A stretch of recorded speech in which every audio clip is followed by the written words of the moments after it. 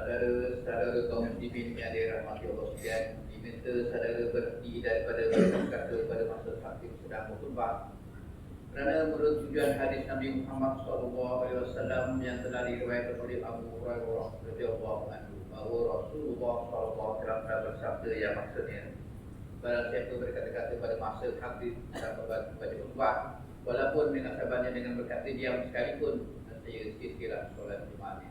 Dari itu dalam diam dan dengan doa, mudah-mudahan terdapat taufik hidayah serta rahmat dari Allah.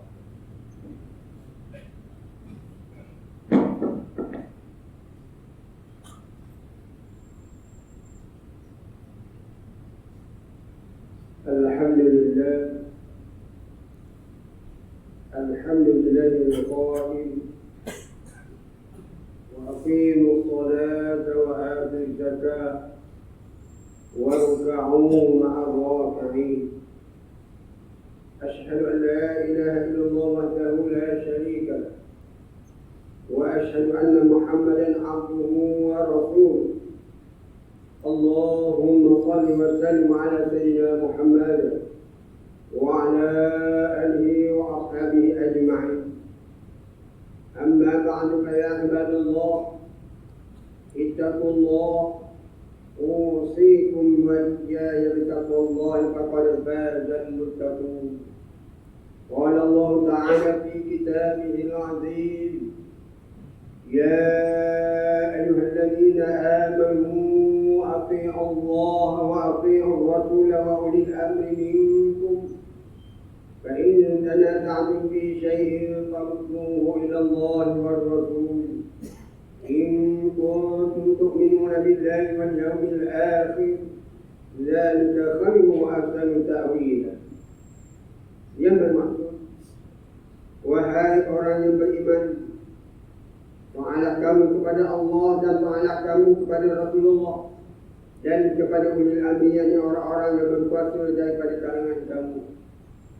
Kemudian jika kamu berbantah-bantah yang ini berselisihan dalam sesuatu perkara, maka hendaklah kamu mengembalikannya kepada kitab Allah, ini Al-Quran dan sunnah Rasulnya, jika kamu benar-benar beriman kepada Allah dan hari akhirat.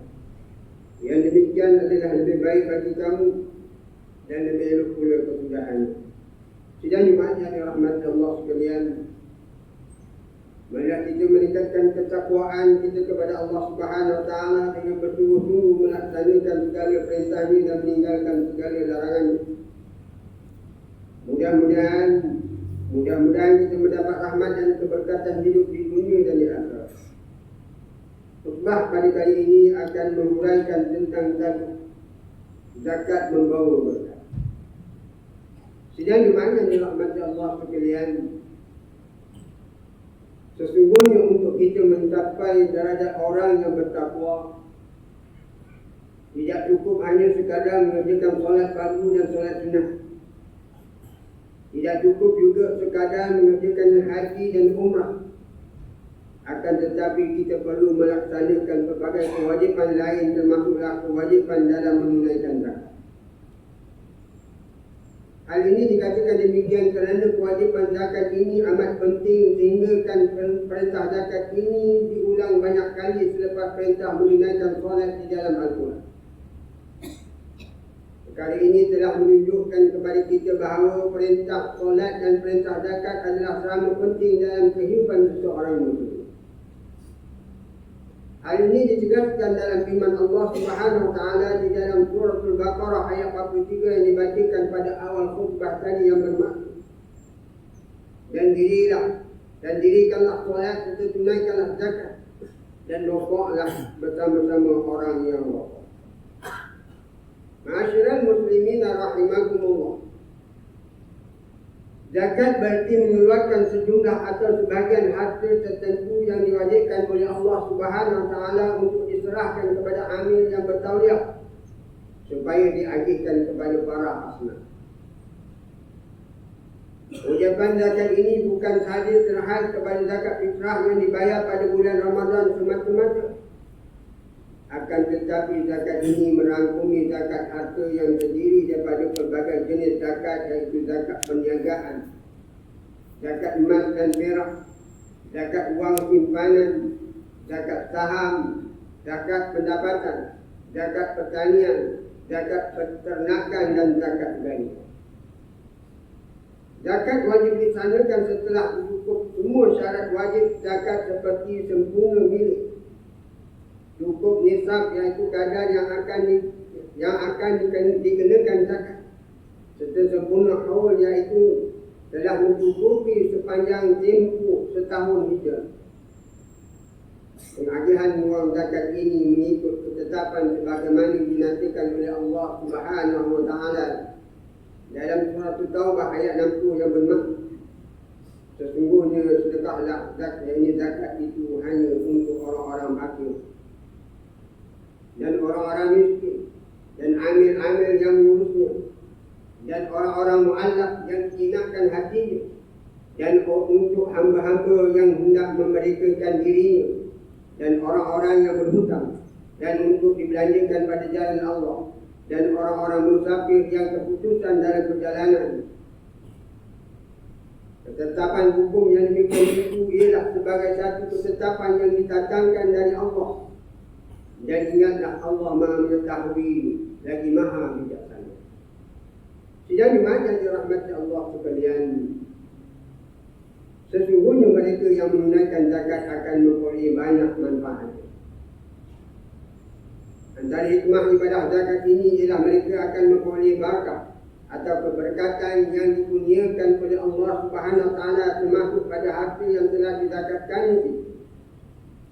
Menurut para ulama, barakah iaitu berkat ini bermaksud satu kepastian kebaikan di sisi Allah Subhanahu wa taala yang apabila terjatuh kepada perkara yang sedikit, ia akan menjadi bertambah banyak. Dan apabila jatuh kepada perkara yang banyak, akan menambah manfaatnya serta akan membawa ketaatan kepada Allah Subhanahu wa taala. Mereka yang mendapat keberkatan ini juga akan memiliki jiwa yang tenang, hati yang lapang, nafsu yang terkawal, dan setiap urusan akan menjadi lebih mudah. Namun sebaliknya, jika tiada keberkatan, maka harta yang banyak akan hilang, pendapatan yang besar akan menyusul, kesenangan dan kemewahan yang dinikmati juga pasti akan lenyap. Hal ini dijelaskan dalam firman Allah Subhanahu wa taala ayat 103 dalam surah Taubah yang bermaksud, ambillah sebahagian daripada harta mereka menjadi sedekah ini zakat, supaya dengannya engkau membersihkan diri mereka daripada dosa dan menyucikan mereka daripada akhlak yang buruk. Dan doakanlah untuk mereka, kerana sesungguhnya doamu itu menjadi ketenteraman bagi mereka. Dan ingatlah Allah Maha mendengar lagi Maha mengetahui. Sidang jemaah yang dirahmati Allah sekalian, sesungguhnya manfaat zakat ini bukan sahaja diterima oleh asnaf zakat, akan tetapi manfaat zakat ini sebenarnya turut diterima oleh orang yang mengeluarkannya. Hal ini dikatakan demikian kerana zakat ini akan menyucikan harta dan akan menghapuskan dosa seseorang. Bahkan zakat juga dapat mendidik jiwa dan tingkah laku pembayar zakat menjadi manusia yang berakhlak mulia. Selari dengan makna zakat itu sendiri, iaitu tumbuh, bertambah, bersih, berkembang dan berkah. Oleh itu, sebagai orang yang beriman, kita wajib menunaikan ibadah zakat ini. Kerana setiap wang pemungutan zakat ini akan diagihkan secara adil kepada mereka yang berhak. Jadi kerugian bagi para pengeluar zakat kerana semua agihan zakat dapat dimanfaatkan untuk keperluan masyarakat Islam. Contohnya seperti asnaf fakir dan miskin akan dinilai berdasarkan hak kifayah, iaitu kadar kecukupan, merangkumi keperluan asasi seperti makan dan minum, pakaian, tempat tinggal, pelajaran, perubatan dan pengangkutan. Semua ini sentiasa diambil berat dalam pengagihan wang zakat tersebut. Untuk makluman, pada tahun 2021 yang lalu, Majlis Agama Islam Negeri Johor telah memungut zakat sebanyak RM333,414,115 sambil 91 sen. Dan sehingga bulan Oktober 2022, Majlis Agama Islam Negeri Johor telah mengagihkan kepada seluruh asnaf sebanyak 251,477 ringgit 77,091 ringgit 20 sen. Meliputi asnaf fakir miskin sebanyak 52,501,835 ringgit 17 sen. Manakala untuk asnaf miskin pula sebanyak 80,505,895 ringgit 98 sen yang telah diajukan. Selain daripada itu, dalam sudut kemudahan pembayaran zakat pula, berbagai kemudahan telah dibangunkan dan disediakan untuk kemudahan pembayaran zakat. Selain dibayar secara tunai untuk di pejabat Majlis Agama Islam Negeri Johor, pembayar zakat juga boleh ditunaikan dengan cepat dan mudah secara dalam talian di bank-bank tertentu dan sebagainya. Bagi pejabat awam dan pekerja swasta, pembayaran zakat ini boleh dibuat melalui potongan gaji berjadual yang disediakan oleh Majlis Agama Islam Negeri Johor. Justru dengan kemudahan yang ada ini, sebenarnya tiada lagi alasan bagi sesiapa sahaja yang telah memenuhi syarat untuk tidak menunaikan zakat. Sidang jemaah yang dirahmati Allah sekalian, sebagai rumusan untuk mengakhiri khutbah pada kali ini, Mimbar ingin mengingatkan kepada diri saya dan para jemaah sekalian, memandangkan sekarang kita berada hampir pada penghujung tahun 2022 dan lazimnya pada penghujung tahun ramai daripada kita akan mengambil kesempatan untuk menunaikan zakat. Maka marilah kita bersegera menunaikan kewajipan berzakat ini dan janganlah kita berkira-kira untuk berzakat. Yakinlah bahawa ibadat zakat ini merupakan sumber kepada kebahagiaan. Ingatlah, tangan yang memberi lebih baik daripada tangan yang menerima. Bersama-samalah kita menghayati firman Allah Subhanahu wa taala dalam surah Munafiqun ayat 10. Wa anfiqu mimma razaqnakum min qabli an ya'tiya ahadukumul maut fayaqulu rabbi laula akhartani ila ajalin qarib fa'asaddaqa wa akun minas salihin. Yang bermaksud, dan belanjakanlah sebahagian daripada rezeki yang telah kami berikan kepadamu sebelum datang kematian kepada salah seorang di antara kamu. Lalu dia berkata, ya Tuhanku, alangkah baiknya kalau engkau lambatkan kedatangan ajal matiku sesuatu masa yang sedikit sahaja lagi, supaya aku dapat bersedekah dan dapat pula aku menjadi dari orang yang soleh. Barakallahu li wa lakum bil Qur'anil azim wa nafa'ani wa iyyakum bima fihi min al-ayati wal dhikril hakim wa taqabbal minni wa minkum tilawatahu innahu huwas samiul alim. أقول قولي هذا وأستغفر الله العظيم لي ولكم ولسائر المسلمين والمسلمات والمؤمنين والمؤمنات فاستغفروه فيا فوز المستغفرين ويا نجاة التائبين.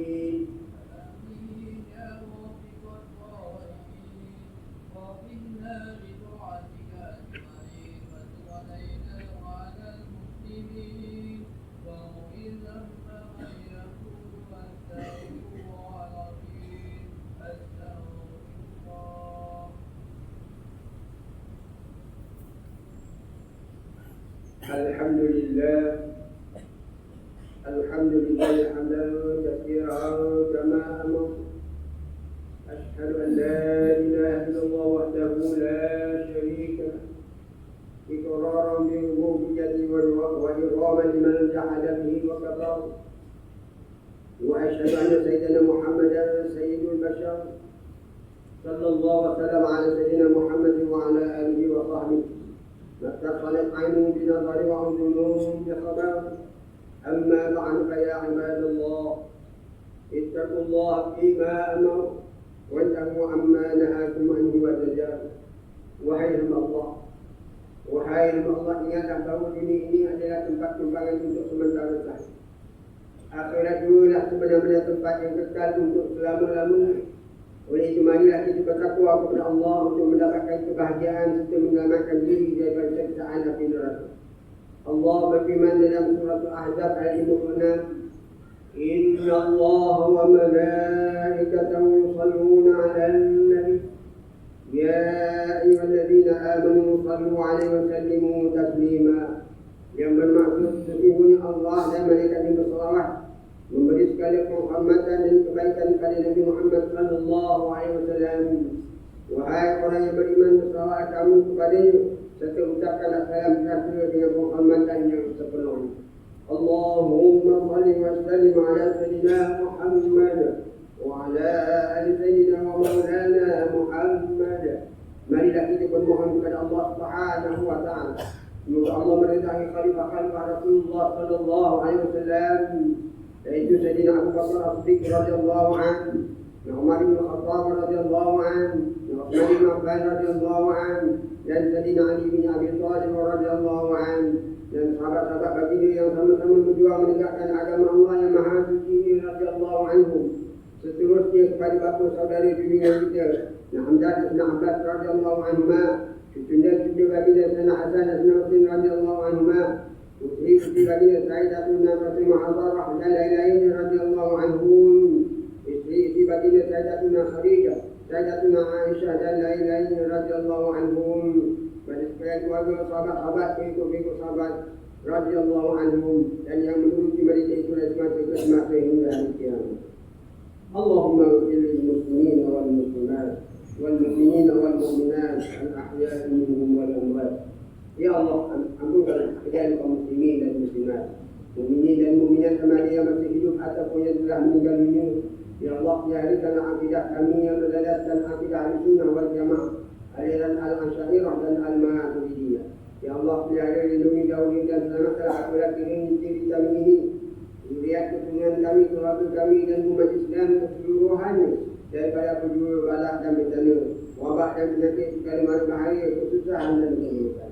Ya Allah, mintalah kemuliaan dan kesejahteraan kepada mereka yang menjahat dan menafkahkan hartanya ke jalan-Mu, seperti pembayar-pembayar zakat, wakaf-wakaf dan umpamanya. Ya Allah, mintalah taufik dan hidayah, kekuatan, kesejahteraan dan pertolongan kepada ketua-ketua negara Islam dan raja-rajanya, artinya kepada Hamzah Al-Haris al-Syari dan juga Sultan Ibrahim, Muhammad Sultan Iskandar, Sultan yang diketuaan bagi negeri dan jajahan Tanggung Darul Ta'alim.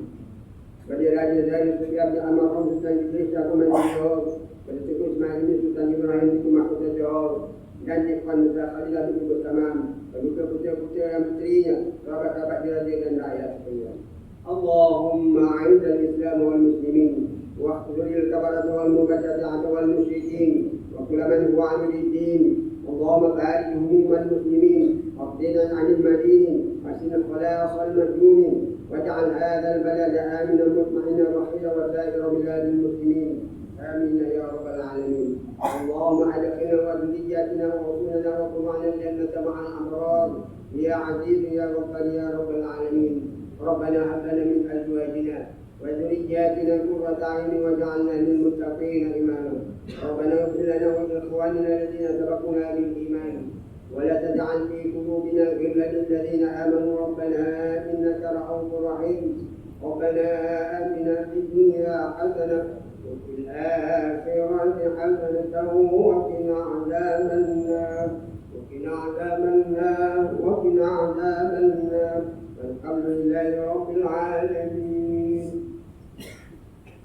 عباد الله، إن الله يأمر بالعدل والإحسان وإيتاء ذي القربى وينهى عن الفحشاء والمنكر والبغي يعظكم لعلكم تذكرون. فاذكروا الله العظيم يذكركم واذكروا على نعمتكم ولذكر الله أكبر والله يعلم ما تصنعون. أقم الصلاة.